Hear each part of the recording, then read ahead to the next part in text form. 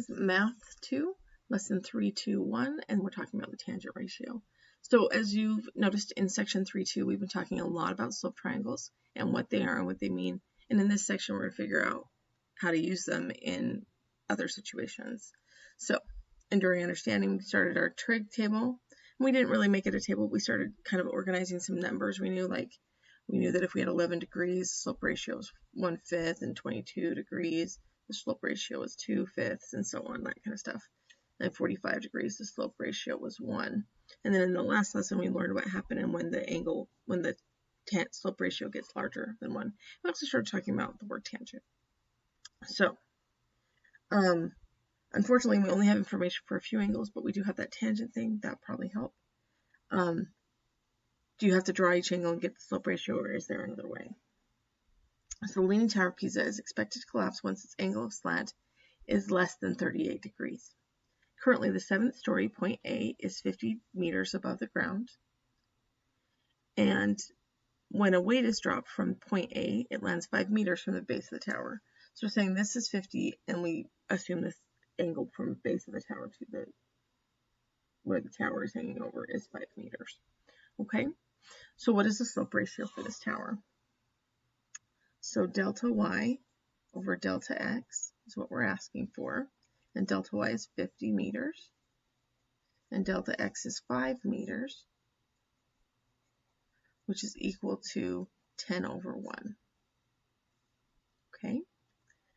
So we want to try to figure out this angle so that we know if it's in danger of collapsing. And that happens when it's less than 83. So what do we do? So we learned yesterday that if we were taking the angle, which we're going to call theta, so we're looking for the angle, we're going to call it theta. Let's go ahead and zoom in a little bit on this so it's easier to read, and we don't need that. Zoom in some more. Okay. So angle of slant theta is less than 38. So we recall yesterday that we started talking about tangent, which is a button on our calculator that's tan, and we're going to use theta, and that's going to be equal to the slope ratio of delta y over delta x, 10 over 1 in this case. Okay, and so since this is 10 over 1, it's an angle much bigger than 45, which we discovered yesterday. So we've written our equation to represent the slope of the unknown angle. Solve the equation using inverse operations. So we need to get theta alone. What is the inverse of tangent? Well, what the inverse of tangent, which we're going to write, by the way, as tangent to the -1 of 10, that's the inverse of tangent. This little negative just meaning inverse. We do that a lot. You may notice on the calculator, and I'm not going to be using this calculator, but you may notice on the calculator that sin, cos, and tan. Tan is what we're talking about. See how right above it says tan to the -1. Same with cos and sine. Cos, sin. I need to read it the way you're going to read it. We're going to learn about these two later this year. Tangent. So tangent inverse, and there it is. So we need to define it. So when they say define it, we're trying to explain what it is to ourselves. The tangent inverse will give us the angle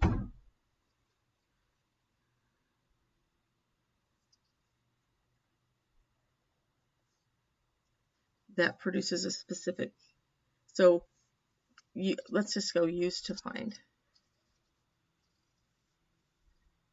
Used to find the angle that produces a specific slope ratio. And I'm going to go ahead and move 10, -1 of 10. So think about inverse operations for a minute.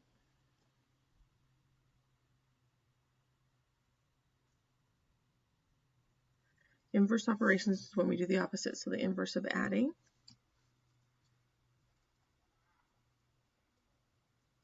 Inverse of adding.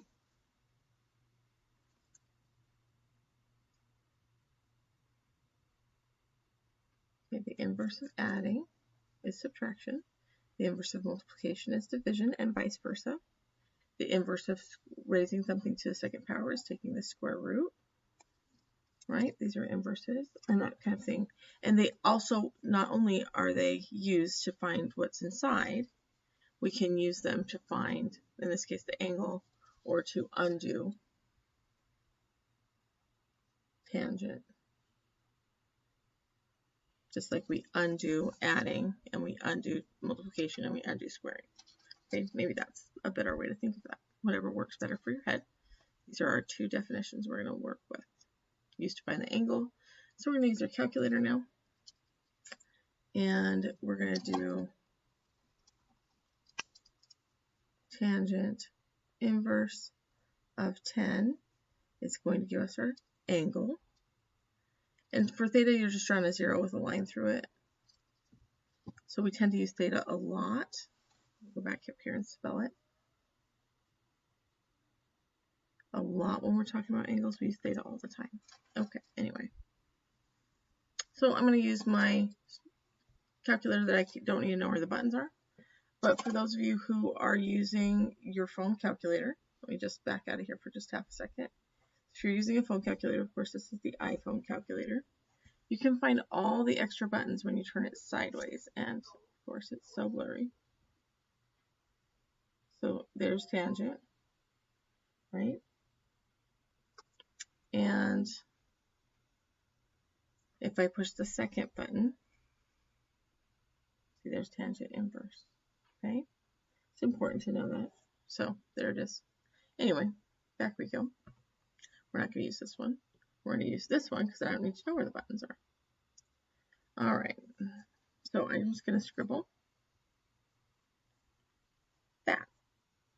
So tangent, oops, it didn't turn.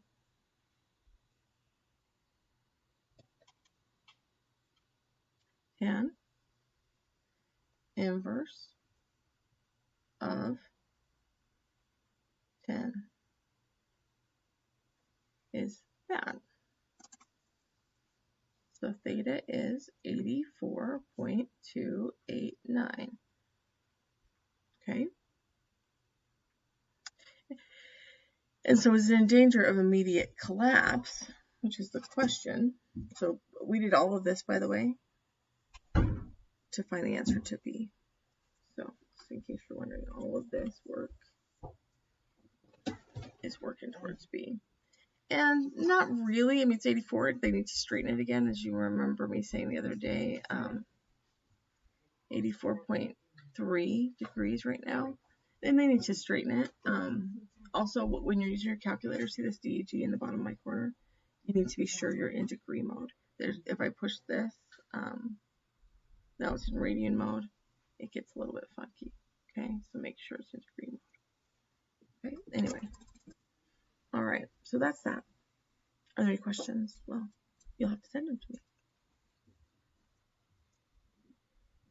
So let's go ahead and do some just basic problems here. So that's the bottom of my screen. There we go. Solve for the unknown angle in the triangles. So, unknown angle and sides. Okay, the angle's easy because they gave me the other angles. Let's just do angles first. So I'm going to have one, since these are all right triangles, I'm going to start with 180 minus 90, which will give me 90. And so I'm going to subtract from 90 for each of these. 90 minus 79 is 11. Okay. I'm going to subtract over here. 90 minus 22 is 68.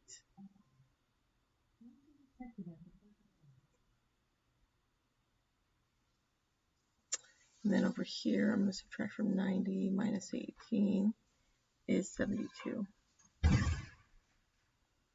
those are my angles. All right. Now let's go ahead and find the missing sides. So we're going to go ahead and set up tangent of either 11 or 79. I'm going to go ahead and do 11. Actually, I'm going to do 79. I'm going to do the one that they gave me. It's going to equal, as we talked about yesterday or in class, the sign straight across, the opposite, over the sign right next to it, W. Or if you had done the other one, tangent of 11 would equal W over 12.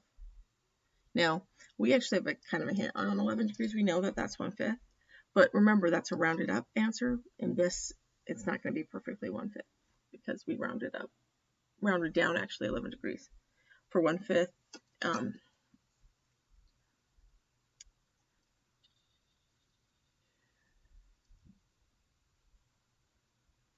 the tangent inverse of not 1/9 of 1/5 is 11.3.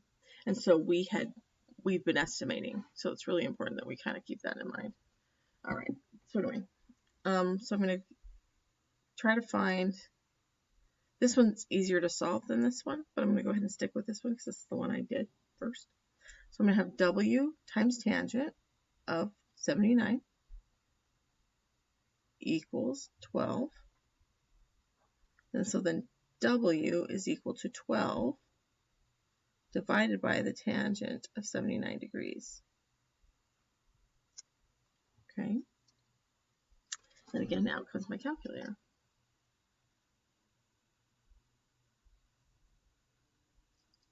So 12 divided by tangent of 79. And so I get 2.332. The other thing I like about my script calculator is it gives me 3 decimal places, which is how many I want. So even though I'd rather see a giant number, it works out just great. So there's my answer to A. Go ahead and try B and C on your own. Keeping in mind that when you use, for these, when you use the given angle, you're going to end up with this one way easier to do. That one, all I'd have to do is 12 times 11. So let me just show you that on this calculator, that if I'd solve this pink one, I'm going to solve it really quickly with purple here, I would get 12 times tangent 11 degrees equals W. And so when I do that, 12 tangent of 11 degrees is 2.332, same number. Okay, and so it works out to be the same thing. And again, we want 3 decimal places. So go ahead and try these two. Be really careful how you set them up. And I would, again, start with the given angle like I did here.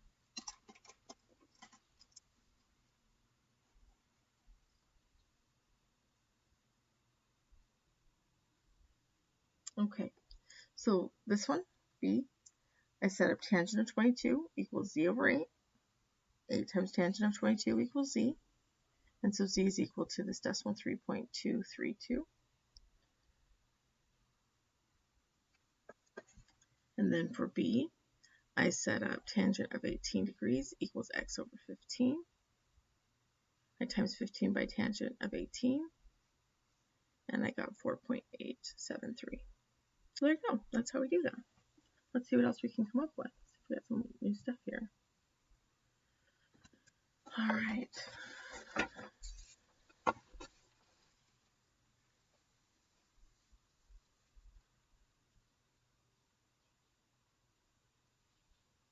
Oh.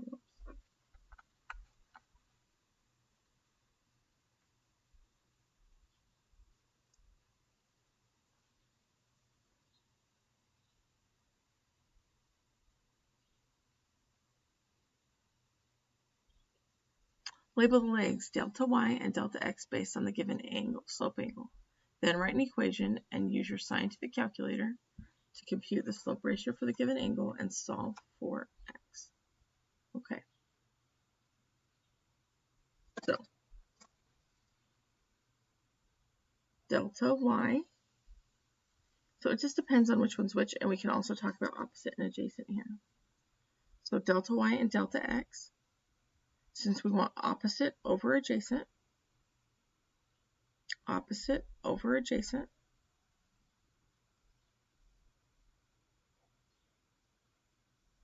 and which will be delta y over delta x. That's what we've been doing.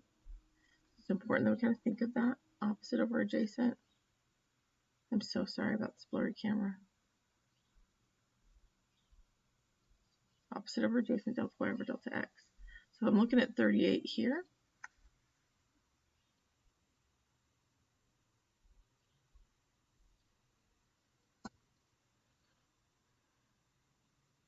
Okay.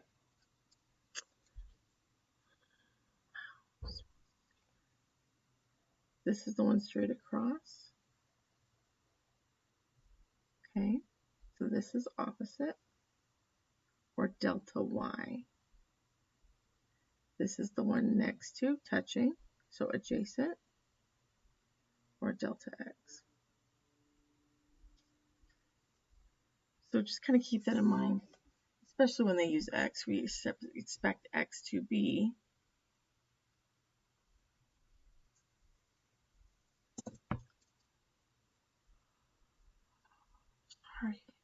we expect x to be delta x. It just isn't. So in this case, we're going to have tangent of 38 degrees equals x over 8. We'll come back to that. So 73 is here, opposite, adjacent.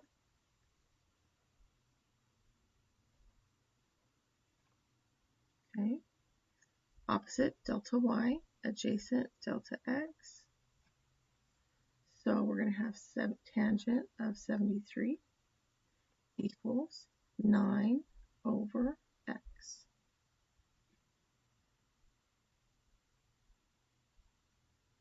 Okay.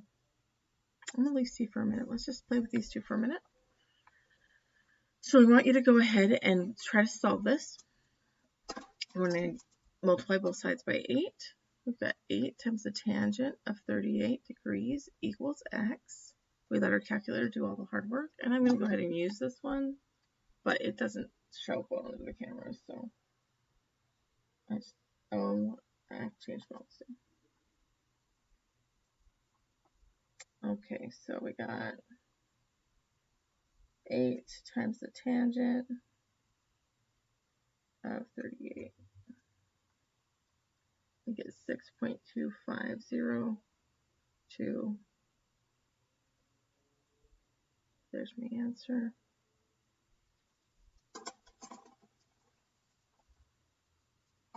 This one, I get x times tangent of 73 equals 9.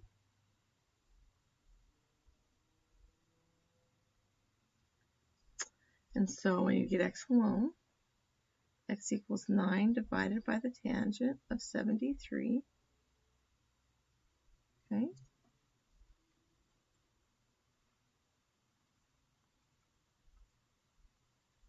And x equals 2.75157, so 752. Let me write down the original one. 5, 7, 6, it keeps going. So x is approximately equal to 2.752. Okay, there we go. So here we have this one set up, and that's 45. What do you remember about 45?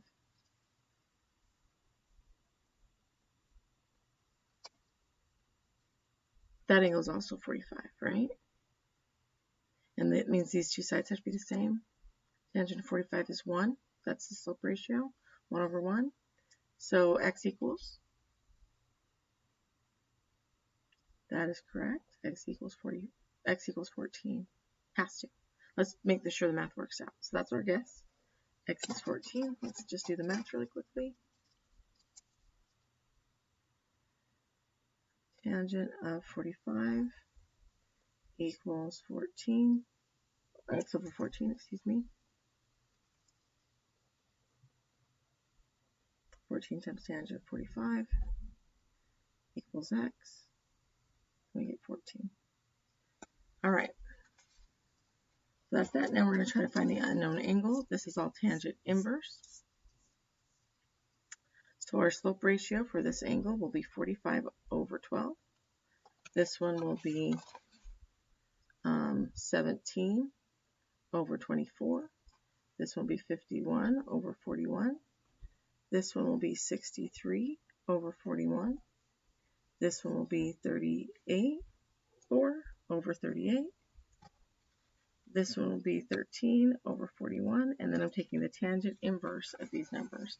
Go ahead and do that on your calculators, and I'll have the answers for you in just a minute. All right, so we have 75.964, 33, 35.3, 51.206, 56.94, and so on. All right, we will talk about this soon. Have a great day.